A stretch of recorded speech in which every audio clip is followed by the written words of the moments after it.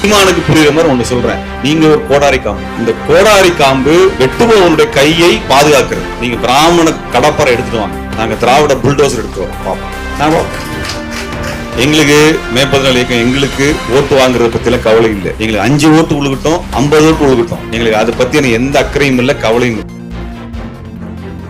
ஆனால் 2026 தேர்தலில் சீமானவர்களை குறித்துக் கொள்ளுங்கள். நீங்க எங்கெல்லாம் போட்டி போடுறீங்களோ அத்தனை இடத்திலும் உங்களுக்கு எதிராக மேற்பதினால இயக்கம் வேலை செய்யும். துரோகிகளை ஒளி என்று மேற்கு பிரபாகரன் சொன்னார். நாங்கள் பிரபாகரன் வழியில வந்தவர்கள். சீமானை சொல்லிக்கிறேன், உமக்கு எதிராக ஏனென்றால் நீங்க பிஜேபியோட பி டீம் எல்லாம் கிடையாது, நீங்க தான் பிஜேபி. RSS என்றைக்குமே நேரடியாக எந்த வேலை செஞ்சது பல பிரிவுகள் இருக்கு. அதுல தமிழ் தேசிய பிரிவு தான் நீங்க. எங்களுக்கு RSS என்பது வைர எதிரி, அதை வேற இருக்காம நாங்க விட மாட்டோம். அப்படி வேற இருக்கணும்னா RSSல தமிழ் பிரிவாக இருக்கக்கூடிய நாம் தமிழர் கட்சியை வேற இருப்பது தேர்தலில் எங்களுக்கு தலையாய பணி.